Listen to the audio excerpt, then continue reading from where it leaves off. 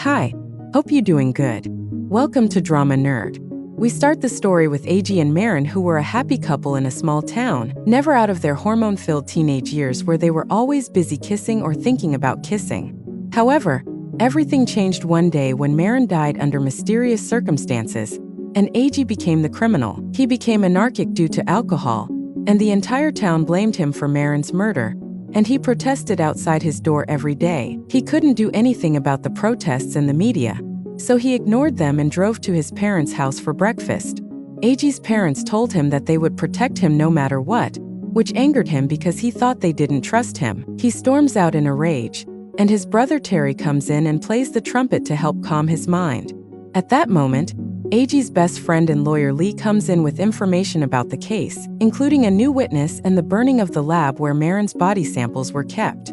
AG panics because this means they no longer have any proof of who really killed Marin, but Lee tells him that he will handle things somehow. Afterwards, AG goes to a bar to get a drink, but the bartender tells him to go somewhere else. But another bartender named Glenna pushes the old man aside and pours him a shot because she has been thirsty for it since childhood and thinks this is her chance to finally sneak into his pants. Later that night, all the townspeople gather at the spot where Marin was killed to honor her, swearing that they will put AG behind bars for the rest of his life. He hides in the treehouse next to them because he wanted to honor his girlfriend as well. Once everyone leaves, he goes downstairs and in his frustration, breaks the candle statue. Suddenly, Glenna comes there because she noticed him earlier and takes him home because he was really drunk and emotional. The next morning, AG wakes up to find her lying naked next to him and is disappointed in himself for doing this. He goes to the bathroom to clean up where he is horrified to see two small horns protruding from his forehead. He can't believe it and later goes to see Glenna, who jokingly points out the horns growing out of his forehead, but she doesn't seem at all concerned about it. Instead, she starts acting like a stupid child, asking AG if she can eat all the cupcakes because she really wants to get fat. She says she is trash anyway, and no man in town will sleep with her until they're completely drunk. AG tells her not to mind him eating greedily, and she starts eating the cupcakes like this, disgusting him. He hurries away from her house and goes to see the doctor, where the receptionist and the patient's mother don't find his horns shocking. Instead, she starts telling him their deepest secrets. The mother asks him for permission to kick her daughter, who screams like she's still on a plane, and the receptionist asks him to curse the woman out for not having control over her daughter. AG just tells the receptionist to move on, and as she curses the woman out, she comes to fight. He tries to stop her, but when he touches her, he sees her flashbacks of having intimate with her golf coach while her daughter screams outside. AG is shocked by this, and the girl then tells him that she wanted to burn her mother in her bed. Later, he goes to the doctor's office where the nurse and doctor start telling him about their personal lives and sexual fantasies, but asks them if they have had any unusual reactions to his horns. Their response is that he seems to have forgotten about them the moment he takes his eyes off them. AG asks him to do his job and cut off the horn, and the doctor takes his words as an order even though he is not sure that cutting off the horn will work. When AG loses consciousness from the anesthesia, he remembers the time he first saw Marin in church as she was trying so hard to get his attention. However, when he goes to her after Mass, all he finds is her cross.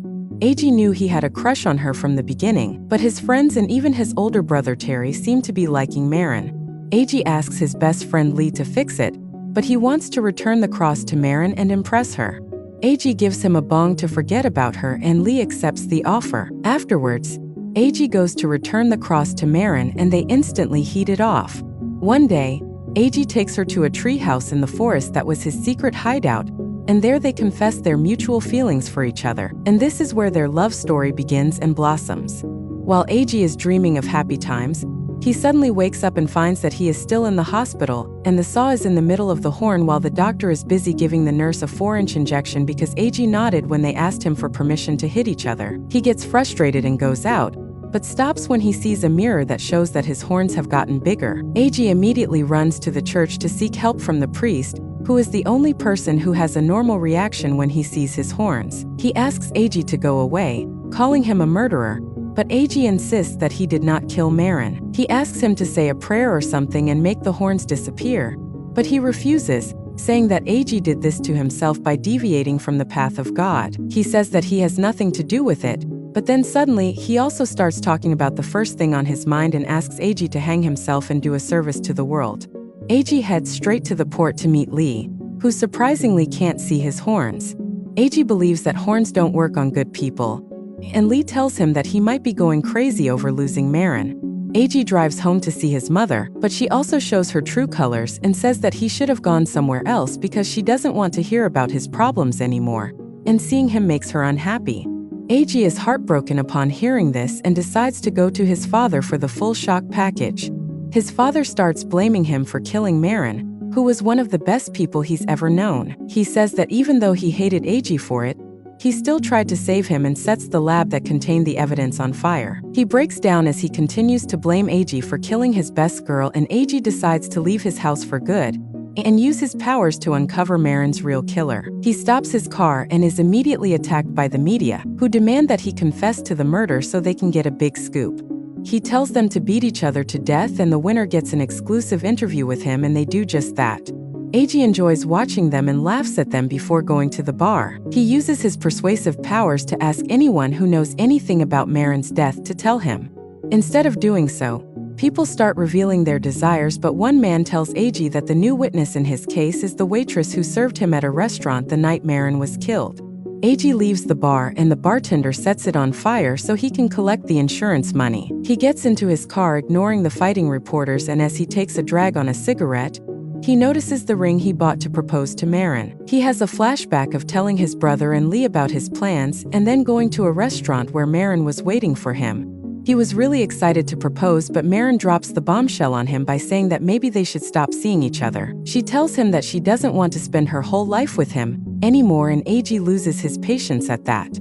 He starts yelling at her, and then Marin tells him to see someone else because it will help him figure out if he really wants to be with her. AG realizes that she is cheating on him, and his feelings shift between anger and despair as he desperately begs her to stay and talk, but she leaves the room and AG storms out of the restaurant in anger. He bumps into his brother outside, but he tells him to go home since he is no longer with Marin. The next morning, the police come and ask when was the last time he saw Marin, and he suddenly starts blaming himself for whatever bad thing happened to her. He wakes up from those memories and drives to the restaurant to ask the waitress what she told the police about him. She says that she lied to the police about dragging Marin into the car and screamed that he was going to kill her. She says that she has no regrets because lying will get her face on TV, which will make her famous. AG storms out thinking that he can ask his brother to be a witness and overrule the waitress's testimony, so he goes to the bar where he is performing with the band. He signals his brother Terry to talk to him alone, and they meet outside the bar. Terry panics when he sees AG's horns but gets to the point and tells him about the waitress's testimony that he dragged Marin into the car with him that night. Terry says that this is not true because Marin left with him that night. AG is shocked that Terry never told him this and starts to push him to tell the truth. Terry swears that he didn't hurt Marin, but AG hits him and crashes into the hood of his car. Suddenly, he is able to see Terry's memories of that night. He was driving Marin to her house trying to figure out what happened, but she refused to talk. Suddenly, she asks him to stop the car in the middle of the woods, and she enters the woods even though Terry told her to go back. He decides to wait for her but falls asleep because he was on drugs, and when he wakes up, there is a bloody rock in his car and his hands are also covered in blood. He panics and goes to look for Marin and finds her beaten to death at the base of the treehouse. He panics and throws the rock and his bloody shirt into the river and calmly goes back home. When AG is done seeing this, he starts to beat Terry again, who repeats that he didn't kill Marin. At that moment, the police arrive there, allowing Terry to go back, and decides to arrest AG. The chunky police officer is AG's childhood friend who tied him to his car and restrained him because he believes he killed Marin and hates him for it. They put him in jail, but Lee bails him out the next morning.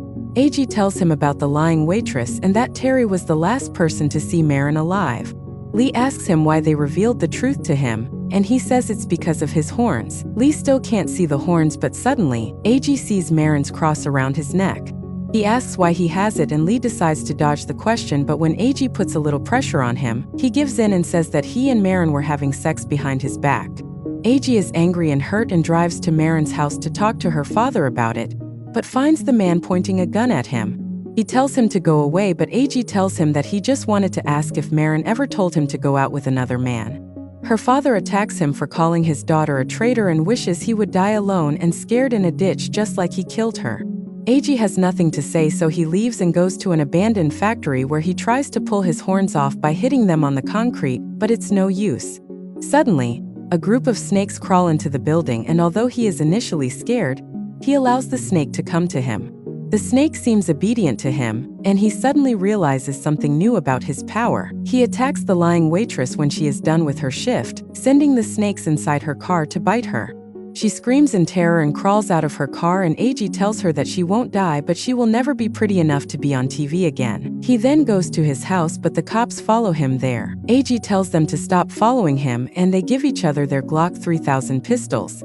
He unknowingly does what the two cops really wanted deep down in their hearts, as they were both secretly gay, and upon AG's order, they start kissing each other in the car.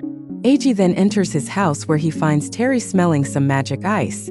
Terry is surprised to see the snake around, but AG says that he is just a friend. AG tells Terry to continue his indulgences and takes out all the things he has in his bag. AG starts saying that the only reason Terry didn't call the police or an ambulance when he saw Maren dead is because he didn't have the courage to tell the truth, and didn't even come to clear his name when the police came after him. He tells him to end all this stuff, and even though he knows he won't survive it, Terry can't refuse. He takes all his drugs, and AG tells him that he will suffer like Maren, and then he will live through all of this so he can regret it. Terry's mind spirals out of control, and he starts seeing crazy things. AG appears to him as a demon and sees visions of Maren calling him for help. The house turns into a forest in his mind, and he finds himself drowning in a grave. AG goes to the harbor where Lee comes to see him and asks him to leave him alone before he does something neither of them will like. Lee tries to tell him to leave the past behind, but AG asks him to tell him the truth. He says that his relationship with Maren was only a few months and they didn't want him to know that. AG attacks Lee and then takes his cross away from him. Once he does, Lee is able to see his horns, and AG's power works on him. He says that he didn't want to kill Maren, and AG explodes with anger. He attacks Lee with a pitchfork and asks him how he could do that. AG starts to strangle him and sees his memories and finds that Maren knew about his plans to propose to her, but she didn't want to marry him. She asks Lee to come to the restaurant so he can help her solve the situation for her, and when he gets there, he sees the fight between them before Maren leaves with Terry. He followed their car and followed her into the woods. She broke down when she saw him, but then asked him to leave her alone. However, Lee kissed her, and the shock pushed him back because there was nothing between them. She couldn't believe that her friend was a predator who wouldn't even ask for consent, and Lee told her to stop acting like she had been sending him signals this whole time. Maren realized that he thought she broke up with AG so she could be with him. She told him that he was just a friend and the only one she loved was AG. Lee yelled at him and started hitting her and throwing her to the ground, but she continued saying that she loved AG. AG was shocked when he learned this and left Lee, who took this opportunity to grab a thick chain and attack him. He starts telling AG that he violated Maren and broke her skull and left her for dead, and left the bloody rock in Terry's car to frame him. He then beats AG until he loses consciousness and drags him to his car and throws gasoline all over him and sets him on fire. AG screams in pain and then drives his car into the river. Later, Lee tells everyone that AG confessed his crimes to him and then decided to end his life out of guilt. His family mourns him as Terry is hospitalized, but AG is still alive. He gets out of the river and goes straight to Maren's house, who is shocked to see him alive. This time, AG tells him that he didn't kill Maren. The old man believes him. He asks him if he knows who did it because he wants to kill that bastard, but AG says that it is his cross that he should carry. Maren's father tells him to come in and gives him a key that Maren wanted him to have. In return, he gives her Maren's cross but asks him to keep it because he needs it more. AG wears the cross around his neck and suddenly, he returns to normal again. He goes to the treehouse and uses the key to open the secret hideout where Maren left a message for him in Morse code. She wrote the message so that he could only find it after she died. She wrote that she really wanted to say yes to his proposal but couldn't because she had cancer, just like her mother. She saw what her mother's death did to her father, and she didn't want him to go through the same thing, and knowing that he was terminally ill wouldn't stop him from marrying her. That's why she wanted to hurt him enough that he would push her away and move on. AG breaks down in tears when he reads this and realizes that Maren just wanted to be happy, even if it meant breaking his heart. Afterwards, he goes to see his brother in the hospital, who wants to help him clear his name and find the real killer, because he swore he would never be a coward again. Ag tells him that Lee is the killer and says he will deal with him personally, then asks him to stay healthy and sober for the sake of their parents. He goes to meet Lee, who has forgotten everything that happened in their last meeting. Ag asks him to go for a walk with him and takes him to the place where he killed Marin. He asks Lee to confess to the murder, but he continues to deny it.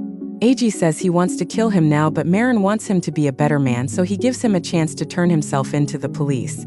At that moment, the gay cop comes there because Terry informed on him. He points his gun at Lee and tells himself to hand it over, and Lee only acts with him to snatch the gun from him. He shoots Terry in the leg when he comes to stop him, and when Iggy tries to disarm him with a pitchfork, the gun accidentally points at the cop's face and Lee pulls the trigger. The psychopath laughs when he sees this and then makes Iggy back away. Iggy decides to remove the cross to allow his demonic powers to control him, but instead of horns, he sprouts wings and begins to fly. His wings suddenly catch fire and he burns and turns into a demon. Lee tries to shoot him, but the bullets do nothing and he runs out of ammo.